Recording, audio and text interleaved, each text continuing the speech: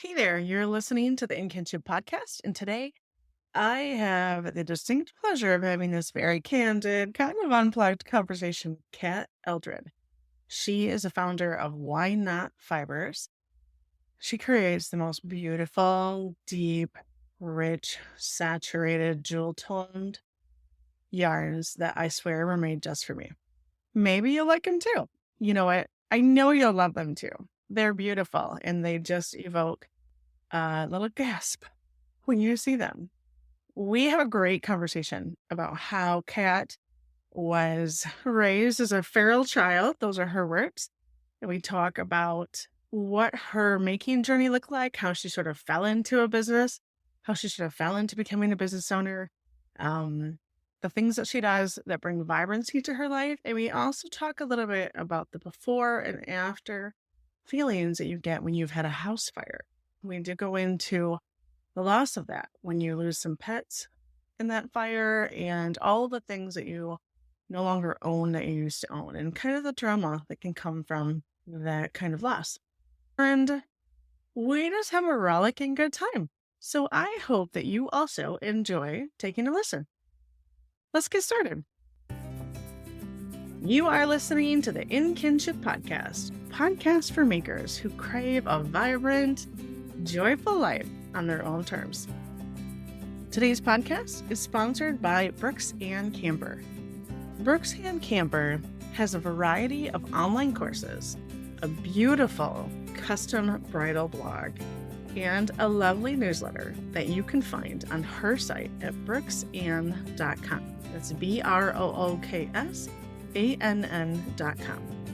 Brooks Ann shows people how to sew clothing from their very own bodies. Not just sew clothing, but how to design what they want to wear, how to create a pattern, how to use their own measurements to do that. And you don't have to be a math whiz. Take a look.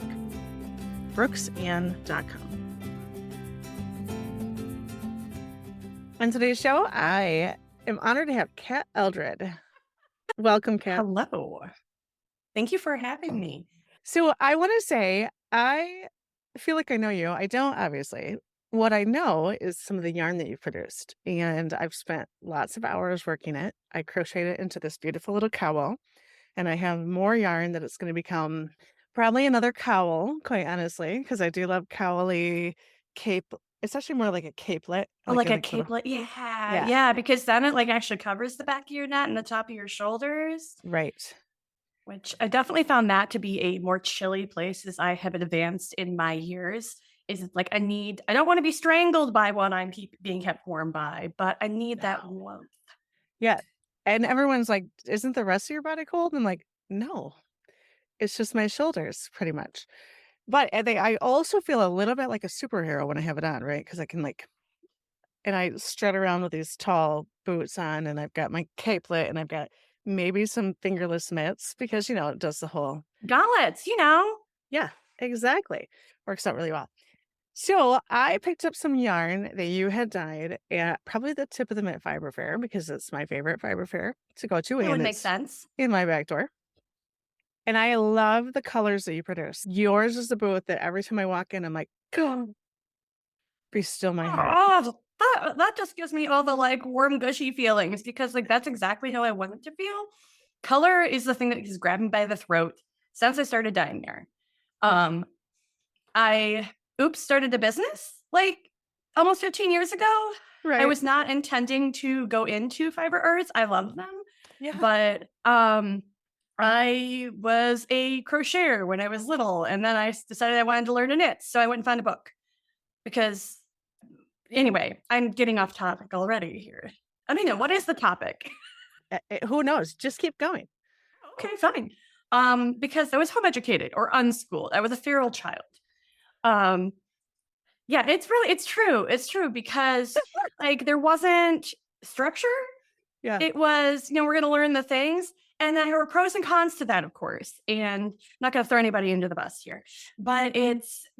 there were certainly things that I did not know coming into the real world from that. But there were also a lot of things that I didn't end up having to go through with peer Right. pressure and with um, I wasn't exposed to some of the more shady bits of high school. It was more like late college.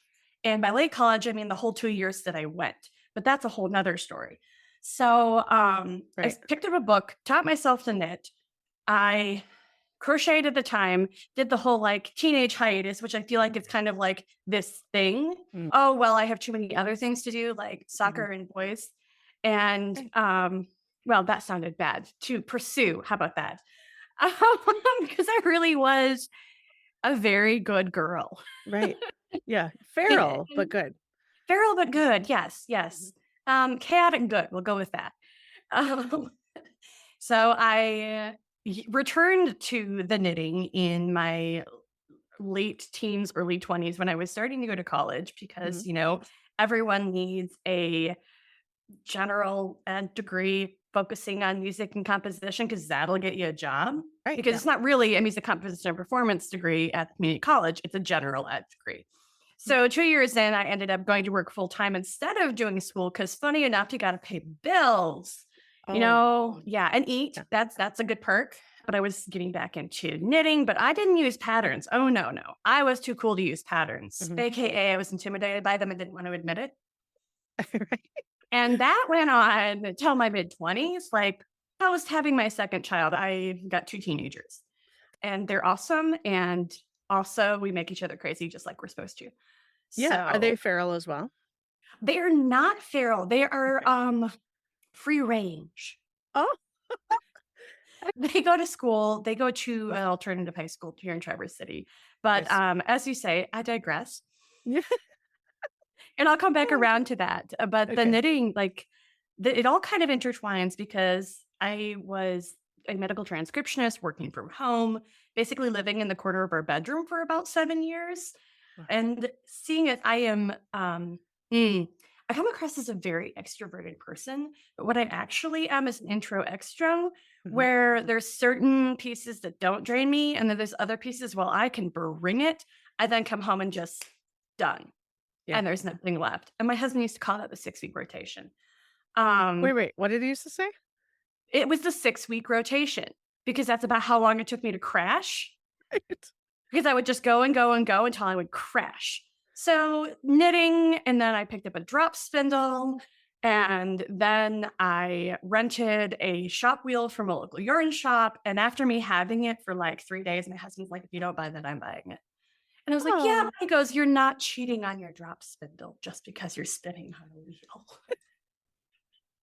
I mean, that was totally the way my brain was going because I was like, yes. "I'm Mhm. so sorry, drop spindle. I'm a It's not gonna be purist. a love as well." Right. I love you and I'm a purist and this is how this is what I would imagine. This is what would happen for me because I definitely have things that like I like to do the hard way. The even Only harder thing? way. Yeah, just a few. The even harder way. So then when I like let go and take something a little more mechanized and we're just talking, now you've got a wheel, then you're like, "Oh, Oh, that hits. yeah." But it worked so well for what I was doing because I was never gonna do any production spinning on a drop spindle. Right. And my myriad of drop spindles that I had of the various kinds, Turkish spindles, top whirl, bottom whirl. The very first one I actually had was an oak bottom whirl. I'm actually looking at it right now because I still have it. An oak bottom whirl drop spindle that you were lucky if you could do worsted weight yarn on because it is hefty. My mom Wow. picked it up from an Amish store in Virginia, I think, and it is like solid. So then when I got another drop spindle that was not quite so hefty, it felt like magic because I could spin something that was consistent and that wasn't breaking if I went too thin, and suddenly it was aha. So then you add in the wheel and you add in the actually trying a pattern, which the first pattern I decided was a good idea was not, first of all, but it was a sock. Okay, so we're Right. talking double pointed needles, fingering weight yarn. It had bobbles, it had lace, and it had cables. And What? I had a variegated yarn. This is like all of the note boxes all in one. Yeah. And I finished the first sock. I did. And I should probably warn you, I make terrible jokes about all of the things that happened in our life because we have like certain before and after, like everybody does with the pandemic. Yeah. In 2012, we had a house fire, and everything is before and after that. So we had a house fire in 2012, and I had finished the first sock, but not the second sock. So there's no point in finishing the second sock now because the first one doesn't exist. Right. Darn. That's kind of So fortunate, isn't it? yeah, I'll take it. I'll take what I can get. Yeah. There is a lot of things, other things that are less awesome about that, Yeah. but that was my first time actually diving in saying, I'm not afraid of patterns. And I did accomplish the thing. Should I have? That's a whole nother question. Right. Like, boy, that was a really interesting sock. But I learned a lot, and then I moved on from there. When I started spinning, I then wanted to spin all of the things because again, it's that like getting closer and closer to the beginning of things. And Mhm. when at one point I did not have this golden yellow that I wanted to Mhm. spin, and I had this box of alpaca roving that my mother-in-law had found for $20 at a yard sale. And we're talking like a giant box from Ohio Fiber Mill. And it was Surrey. Like this was, Whoa. yeah, This is the Cadillac of yarns, folks, just so you it know. was, it's just like yummy. So being me, I, being me means I'm like, sure, let's do the thing. Oh, that seemed like a good idea at the time. Um, I just wanted you to know, like, we had already gathered that from this 5 minutes we've been talking, just so you know. I don't know what you're talking about, squirrel. Not that I'm actually diagnosed with ADHD, but I'm actually going to be evaluated for that. Not sure I want to do anything about it though. This is fun. Yeah. Um, so I go in the kitchen and, as one does, pull out the turmeric and dye some fiber. And that was my first foray into dyeing things. My friend was there and happened to take pictures of it. So I'm there, like with a glove, looking like a mad scientist, pulling on the glove to go and deal with this. And I was like, well, that pretty much is me in a nutshell. So, okay. So I did that. And then it was like, I couldn't stop. Yeah. So I ordered a beginner dye kit from Rainer Shades Dyes because I didn't want to be dealing with heavy metals and toxicity. And yes, they're still dealing with powder because so I have my respirator and all that kind of thing. But I can take it to a pH neutral and not kill my waterway. Nice. So it's all these lovely things that I continue to use, and I've used them for 10, 12, something like that years.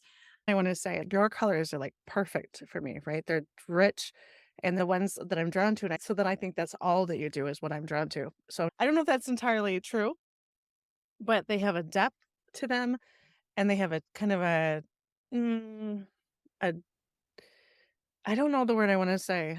Jewel tone is what I hear a lot.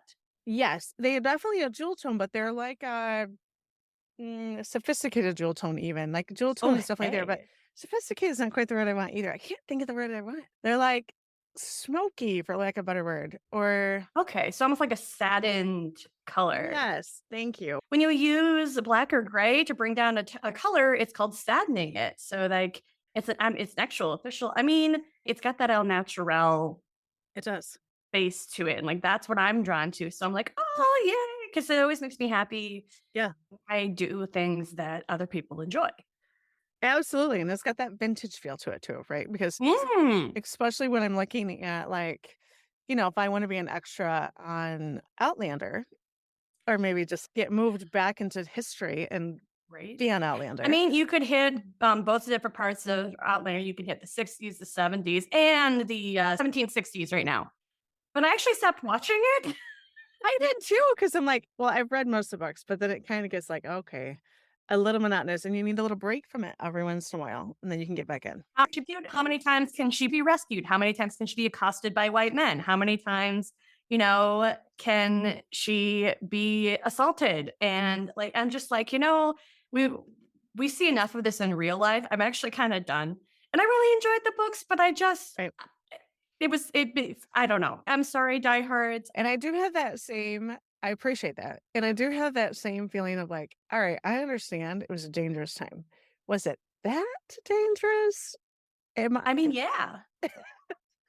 I mean, yeah, because as a woman, can you imagine All right. All right. like a time, you know, there's some heavy stuff right now, but I can walk down the street by myself Right. most of the time without having to have a chaperone. That's true. And I think I always just sort of assumed that the chaperone was more for your perceived virtue in high society and less for your actual virtue. Although there's the safety in numbers piece of it. Right. Yeah. Okay. We digress. So you've been dyeing fibers. So the fiber that you sell right now on your website that you sell at different fairs, and we can talk more about where all you sell it later on. Do you spin all of that yourself? No, Oh, I just had a little freaking heart attack when I thought for a moment that that's what you're saying. So thank you for no. clearing that up because you produce a lot of yarn. And I'm like, I do. And here's the thing there "Hmm, is that spinning a skein of yarn, if you've never spun a skein of yarn, if you're using a wheel, not a drop spindle, you're looking at 8 to 18 hours minimum for a skein of yarn.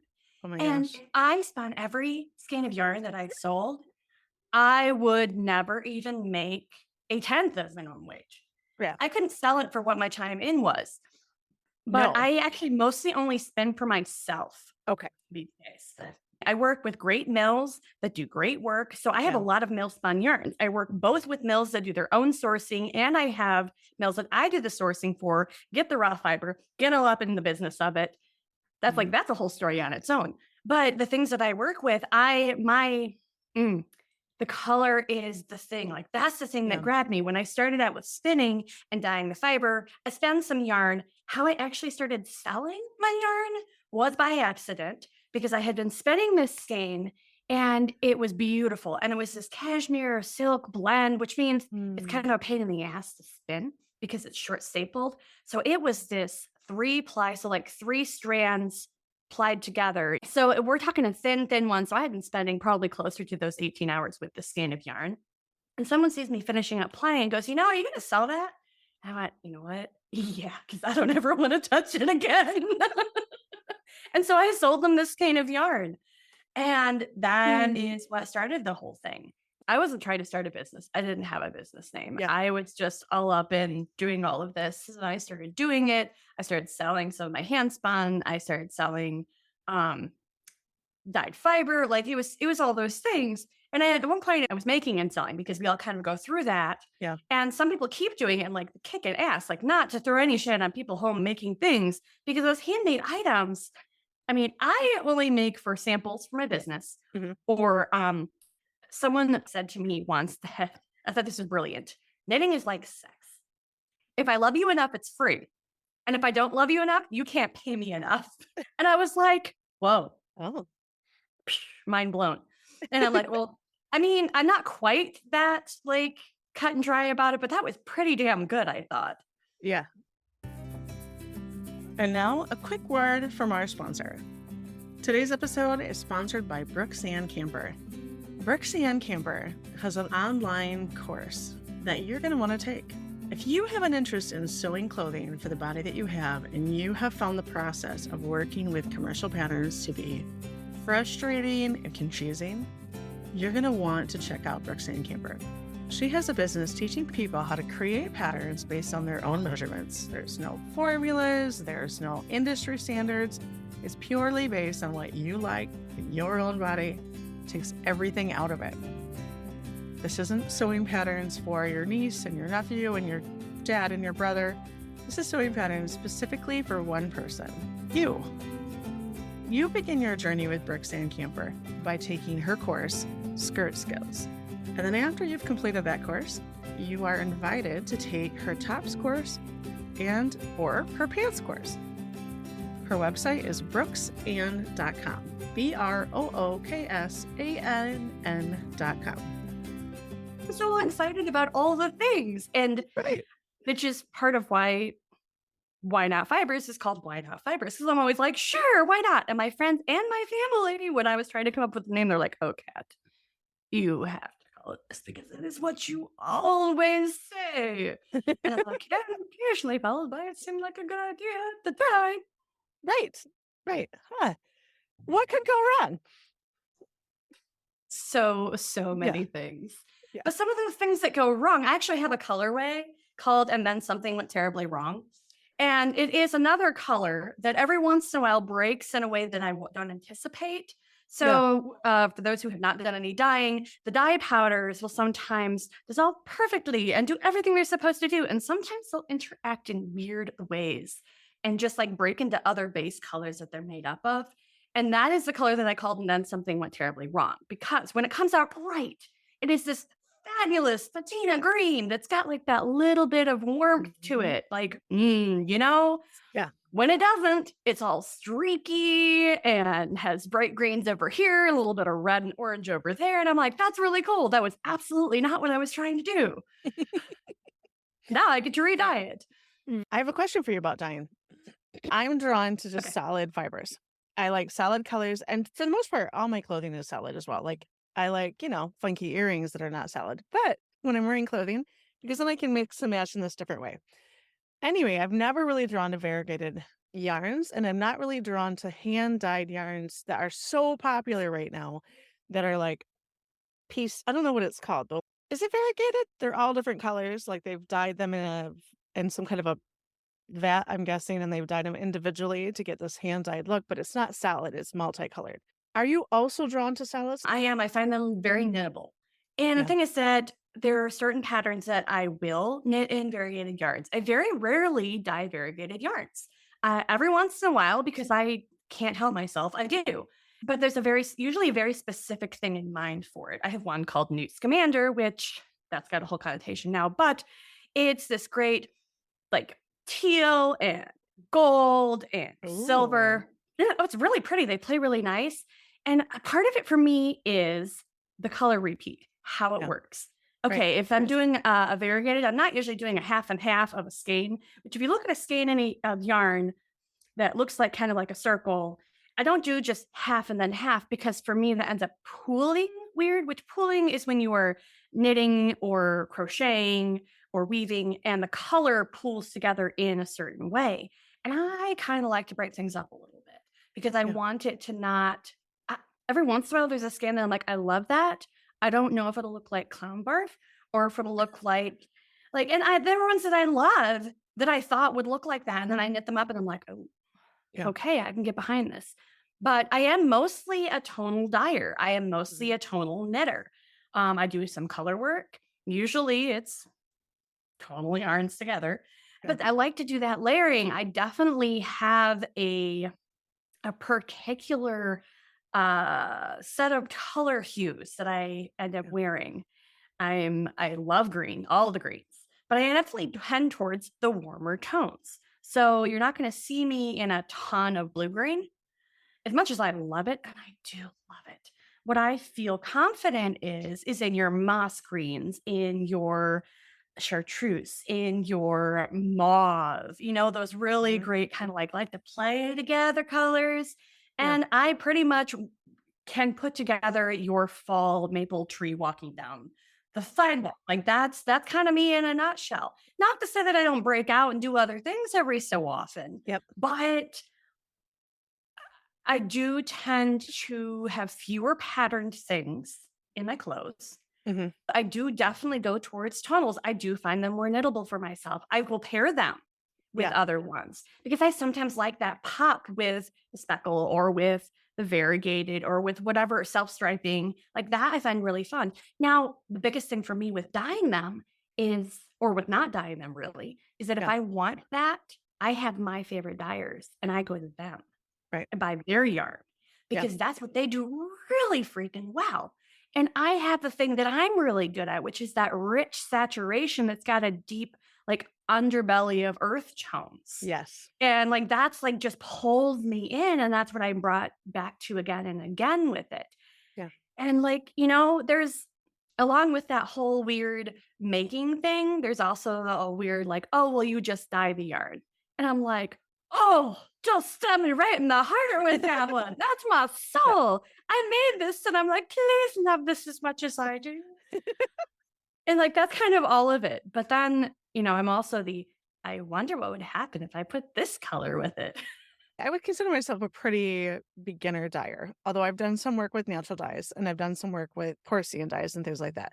But anytime I have a dye vat going, it doesn't matter if it's onion skins or walnuts or magenta pink. I'm throwing everything possible things I never even wanted pink, I'm throwing into the dye, right? Because I'm like, Oh, it's the mania. yeah, it's crazy. Like, so then all the little white socks are hiding under the couch and they're like pulling their little toes in so I can't find them because I'm like, there's a white sock. I'm gonna dye that sock. Like, it's Oh, but it doesn't have insane. to be white. Imagine what would happen if you put something gray in there or if you put something blue in there. Yes, because then it layers the color. Oh no, your poor wardrobe is just like shrinking into itself, going, Oh, that's really fun. I know. And they all ah. are trying to hide though, because they're like, nobody wants to, somebody was like, I kind of liked being white. And I'm like, I don't have any light colored clothing whatsoever. One, because I'm drawn to jewel tones, but two, because they all get dyed. Well, sometimes inadvertently because here I am with my coffee cup and I'm like, I'm wearing something that's not going to show coffee stains if I spill on it because I am the person that I'm really spatially aware of everything else but myself. Tetris was like my favorite game growing up. And I do all the packing for all the trips. My husband's not allowed to put anything in the trailer when I go to a show. He brings it to the trailer. My son and my daughter have both figured this out too. They bring the stuff to the trailer, to the car. I pack it. However, if I walk through a room 4 hours later, I'm like, huh, how'd I get that bruise? Do you know how many times? So I have a very full rear end. I don't know that we want to talk about this in the podcast. We'll see if this makes the cut. But I have a very full rear end. I'm sure it will. Voluptuous. Voluptuous. Yeah. Let us use the words. Yes. And so I also am really great at puzzle solving spatial things. This is no surprise, right?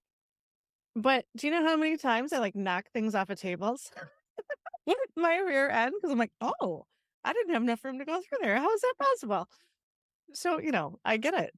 I get I that. think my brain stopped when I was about 12, Hmm. thinking of where I was in space. And I still, I don't think of myself as a grown up half the time, where Yeah. I'm like, gonna go play. And I go play with the dice. Right. But yeah, spatial awareness is one of those weird things where for self, it doesn't do as well. But Right. for everything else, I am that person that can look around a room in my head and tell somebody where I saw something last. I'm the finder of things in my family. My husband will call me and be like, I can't find X. And I will be 500 miles away. I could tell them where I last Wow. saw it. Yeah, it's a very odd. And the aha for me was realizing that not everybody's brain was like that. And I couldn't Right. just be like, look around the room in your head. Like, That sounds stranger out loud than it does in my head because I don't actually think about it as I'm going to look around the room in my head. I'm just like, okay, picture the living room. Charlie was on the couch on that side the last time I looked over there. Charlie's my dog. So this is also sometimes how colors are born because I will think it through. yeah. And I'll think through, okay, this was this color when I put this on it, and this was this color when I put this on it. What if we did this? Yeah. So the colors and the saturation and the doing the things, I mean, I am in no way anti-variegated. I'm not anti-speckled. I just don't do much of it because it's not what pulls me. It's Yeah. not what like grabs me by the throat and won't let go. That Yeah. is the earthy tonals. That is the deep, uh, like just seep into you colors. It's not I do some lighter colors, but most of what you're going to see is really going to be pretty deep, rich colors. Mhm. I'm really drawn to the ones that I wear, funny enough. Right. So let's back up for a moment. You said that you learned how to crochet when you were young. Who taught you to crochet and who has been your influence as far as being a maker and being an intrepid maker? Oh boy. So my mom taught me to crochet because she crocheted. Mom and we baked, we made syrup, we gardened, we Yeah. sewed. I learned how to sew like Barbie clothes. And we're not talking like your fashionista Barbie clothes. No, no. Our girls, they had tents made out of, uh, I don't know, sticks in the woods and Yeah. clothes made out of leaves. Yeah. And they were dirty and like they had pine cone houses and things. Yeah. But then we also made costumes because we played old fashioned, us feral children. We were always like dressing up with pinafores and learning how to make them and like heating water over a candle to make tea. And by tea, it was like, whatever mint leaves we could find in the garden right then. So it was always kind of a part of the whole. It Mhm. was like we just did the things. And we were not an affluent family. And so a lot of the things were by necessity. Yeah. And so hand-me-downs were a thing, making things was a thing, making food was just how it was. We bought flour by the 25-pound bag from the buying club. I also grew up in a household that didn't have sugar. So there Mhm. was honey, there was whole wheat flour, there was carob, and if mom hears this, sorry, but hot carob is not the same. No, And my it's mom will not. laugh about that now. She's great. But it was just like there were things that it also taught me how to eat real food. But then things like white pasta tasted like candy. Right. Like that. And it wasn't that whole wheat pasta tastes bad. Right. It was just that it had like, well, almost no taste. And then you added things to it, and it was like, whoa, this is all the carbs. But anyway, we were making the things and we were canning the things and we were freezing the things. So all of the things. And you can imagine how that kind of builds up over time when there's, 4 kids and Yeah. 2 adults and cats and dogs and da da da da da da. So it was not always, the smoothest. It was sometimes very chaotic, but we did things out of necessity. I wore my mom's 1970s senior prom dress to my prom. And I Yeah. say my prom, which was actually my long distance boyfriend in Madison, Wisconsin. I went to prom with him in Madison because I didn't have a prom. I was in Right. a class of my own. So this is this seafoam green dress Yeah. with lace top, if well, and I Mhm. had the long sheer sleeves with the Oh, cuffs with the yeah. lace. Yes. Oh yeah. Well, we took those off because one of them was ripped. So then we Oh, got the sleeveless lace top, then sheer with underskirt, and like it was perfect. It was just perfect because the tone was right. It was fun, and I like at that point was definitely had a lot of girly girl, yeah. and I had very long hair, and so my boyfriend's mom was over the moon because his sister was not into it. She was not into doing any of the dress up things. She didn't want to go to dances. And so she got this opportunity to help me curl my hair. And the shoes I brought actually broke. So she lent me a pair of shoes. Like Oh, it was a lovely, darling time. And I mean, this is someone who's actually still part of my life. Chris is a good friend and he's married to one of my dearest friends. Like it was like two of my favorite people ended up together. It's great. nice. Yes. So this we made over that dress. It worked great. And that was just thrift storing. It's just what you did. Yeah. Fixing things is just what you did. Or didn't sometimes because it was like, oh, this needs to be fixed. And then the pile starts. Right? Yeah. And then eventually, when it starts yelling too much, you're like, you keep yelling, and the whole lot of you are going in the trash. And then they do. And then you're like, whew, starting over. It's funny how like that that lack of stuff is freeing. Yeah. The going back to the before and after times, actually one of the most freeing times regarding stuff Yeah. in my life was after we had our house fire and everything was just gone, basically. And all of our things were in a suitcase. Yeah. Like the four of us, the clothes that we had were in a suitcase. I could wash them all in one load. And we're talking like the first couple of weeks because we have a community and it's a community that wants to make sure that you don't go without anything, even sometimes things you really don't need. But there was this 4-foot Scooby Doo stuffed animal, but that's a whole nother. Yeah. It was very Oh, kind. And my kids thought it was hilarious and kind of terrifying. yeah. Um, and just the heart behind it, Yeah. really, like the giving was so there. But I started getting anxious when I couldn't fit everything in the suitcase Yeah. or didn't wasn't able to have everything of ours in the car. And so yay therapy. Yeah. Yep. And being like, okay, so that was a control thing. All Mhm. right. So I have been in 3 house fires in my life. I had the nickname, as a teenager of Tina the Torch. Yeah. One of them was inadvertently, wow, I can't believe I'm confessing this on this podcast, started by me. Oh, I'm so sorry. Yeah, so there's a lot of actually drama around that, but my dad has such a good, um I don't know, he's such a good take on life really, of like, this is life, and then he started calling me Tina the Torch, and I was like, "I guess I'm okay now." I guess we're alright, right? Isn't it But weird that there was a click there? yeah, like, Yeah. nobody hates me because this happened. I was 13 at the time, and it was a candle incident, and anyway, um Oh God. So Working so hard on its own. yeah, it is, and it was rough, and in hindsight, I won't get into all the details, but, Yeah. I love to purge things. I love to get rid of things. I get stressed if I have too many things, and that's my own definition of too many. Because like, I'm not a minimalist per se, but I have a threshold, right, of what's too much, like, if it doesn't fit in the suitcase. I'm like kind of getting to there right now with my house and my Yeah. crafting materials, which is kind of also a stab me in the heart kind of thing. But Yeah. anyway, go on. Yes, and so I think that there's something about losing everything in that way that allow for me anyway, taught me to both hang on to really important things with a lot have a lot of meaning and also let go of it, right? Because you don't have any choice. The sock that you spent all that time on is now gone. And it's also, I did not want to knit the second sock, and I I know you felt so didn't. I guilty could tell. about that. I wouldn't not I didn't I was like, "Who's gonna wear this? Not me. I don't wanna wear it." I know. And then it was just gonna sit there and stare at you and be like, I don't have a partner. I'm supposed to have a partner. I totally get that. But at the same time, now all this hard work is gone as far as the actual physical thing of it. And I get that. And I think that there's it probably is a control thing on some level or just an ability to like I think of it as like this kind of zen thing too, right? That you're just it's okay. I only need what I need and it's okay if things are sort of transient in my life because honestly that's the way of things anyway. I mean, this is the only listen to me, the only house fire that I went through. There was it was quite traumatic, and Hmm.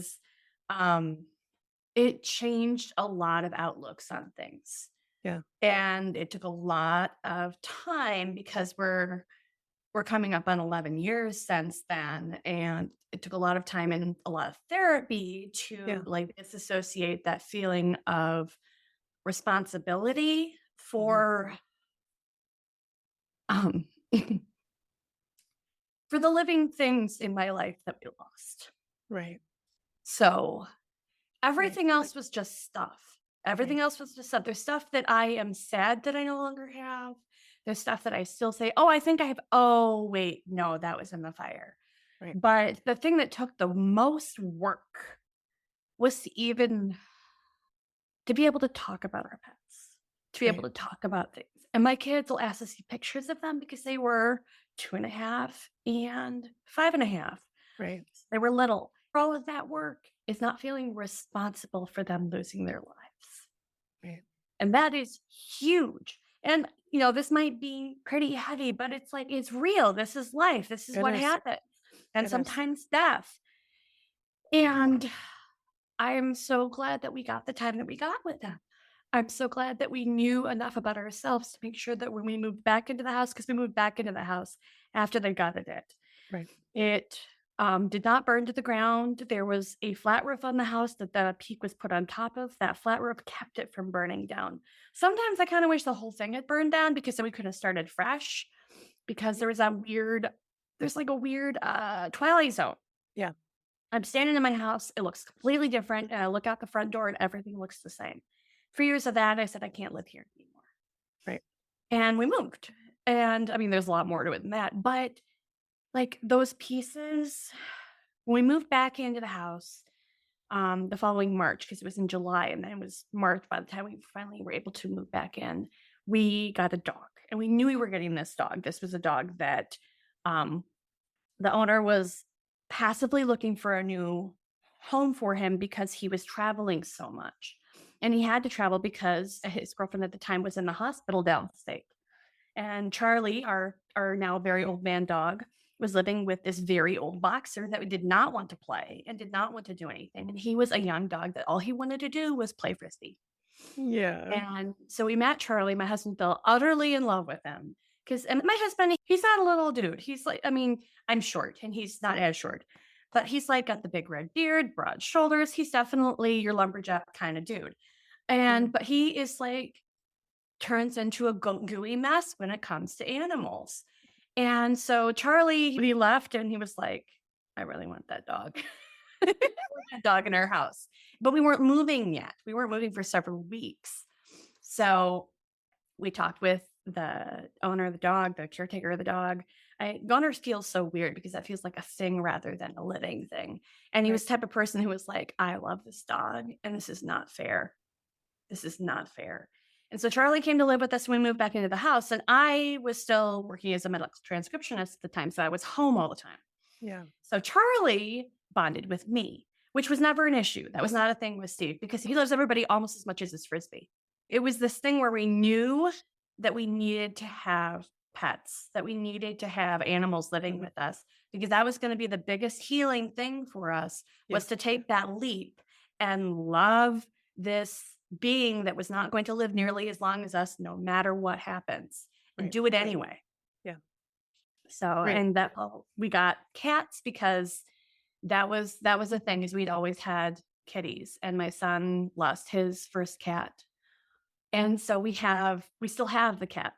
It was a thing that we moved through Yeah. and it was really hard and it could have either broke us or built us. And in our case, it built us. And it kind of like you come through the fire together, ha ha ha, and you find a place and you either find it together or alone. And in our case, it just got tighter and tighter and tighter. Um, when we moved here in 2016, we went from 903 square feet for 4 people, 2 cats, and a dog. And which we had no idea we were on top of each other. Our kids were on the verge of puberty, like all those things. And suddenly we're in this really big, like 2,500 square foot house with 3 bedrooms, 3 bathrooms. Like we didn't have one bathroom anymore. That was huge. And it's actually been a really good thing. Like part of me was afraid that moving into this big space would just become, I mean, not that it's not full of stuff, it is full of stuff, but that it would just become a hoarding situation or something like that. Yeah. What it has done is it's given us the opportunity to have parallel play without being up in each other's business. I can relate to that. I am very much drawn to small spaces, and I do wonder, eventually, my little boy and I will move into something larger because we're in 400 square feet right now. But I have some probably unfounded fear that moving someplace larger would mean that we won't be as close. But I will bet you that that's probably not the truth. It's just that we'll have a little more breathing room. That's really important, especially with the puberty teen, like having some controlled privacy, if you will. Yeah. Controlled sounds so rigid. Having some privacy for them. So the three fires that I was in, they were all in the same house.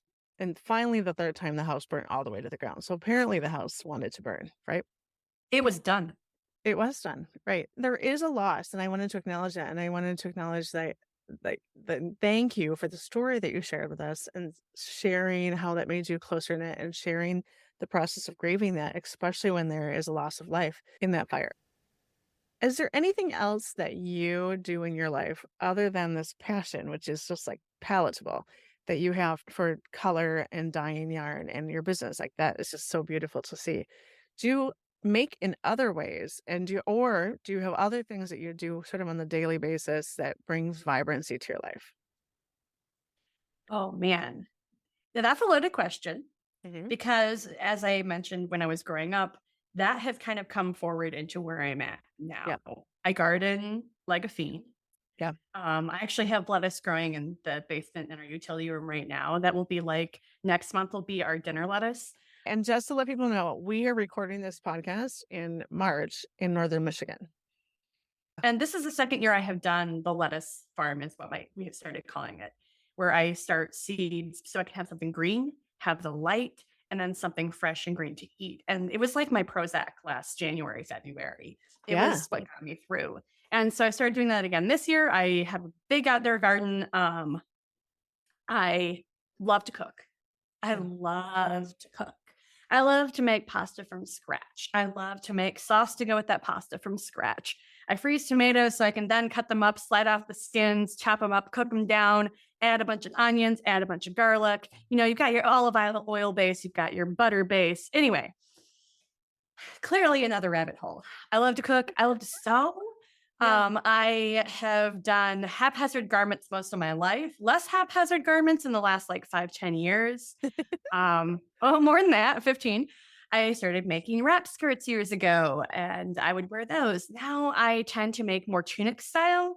Yeah. I have a favorite dress that is linen cotton blend that has Mhm. buckets, and it is just the dress number 1 from 100 X of Sewing. Yeah. Super easy. Nice. So, and I also can. I make jam. Yeah. I used to joke that I do pretty much everything but macrame, and then I made some plant hangers out of macrame, so I can't say that Yeah. anymore. I embroider, I crochet, I weave, I needle felt, I wet felt. Yeah. It pretty much, if it's a tactile I kind of want to be Laura Ingalls, but in this century. I can relate to that completely.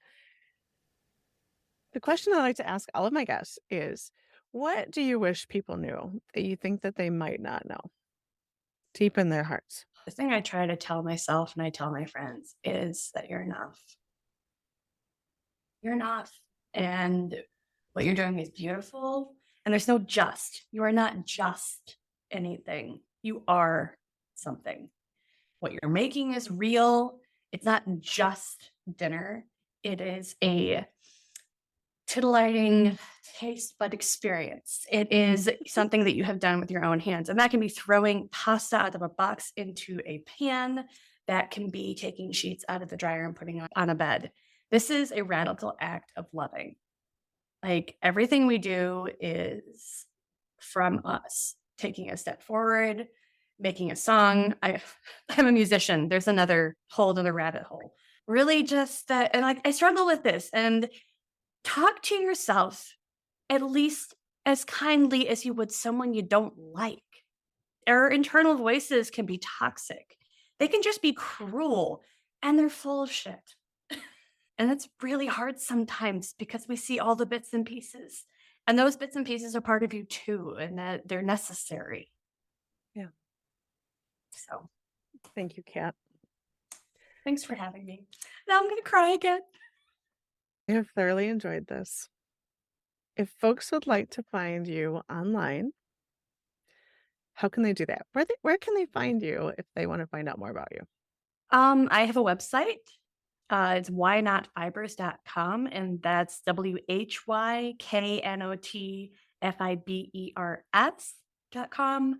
It's the same on Instagram. It's the same on Facebook. If you're curious about the very briefly touched upon music aspect, Kat Eldred Sings is on Instagram, and there's just a little bit on there. I don't have a ton of following because I haven't done a ton of outward facing stuff on that. Yeah. I have things at various shops in Michigan, outside of Michigan. I travel for fiber festivals. This will probably be before June. I'll be at Tip of the Mitt Fiber Fair. Mhm. I'm going to be vending there. I love doing that one. Thank you again. It's really been a pleasure, and I love your energy. I love all the work that you're doing in the world. I love that you're leading with passion because you talked about, just as a little side here, you talked about how your business just happened and your dying life just happened. And I think that's exactly where the magic is in life. And I am so grateful to talk to somebody who followed that little spark. So thank Thank you you. so much. Yeah. That's it for our show today. I am so glad you were here. Talking with Kat was a rollicking good time for me, and I hope that you also had a great time listening while you were moving about your day. I like to think that you were out there needle felting or crocheting or throwing a piece of clay on your potter's wheel or making a bench out of wood. I don't know. Whatever it is you dream of doing, I hope you were doing that while you listen to the podcast.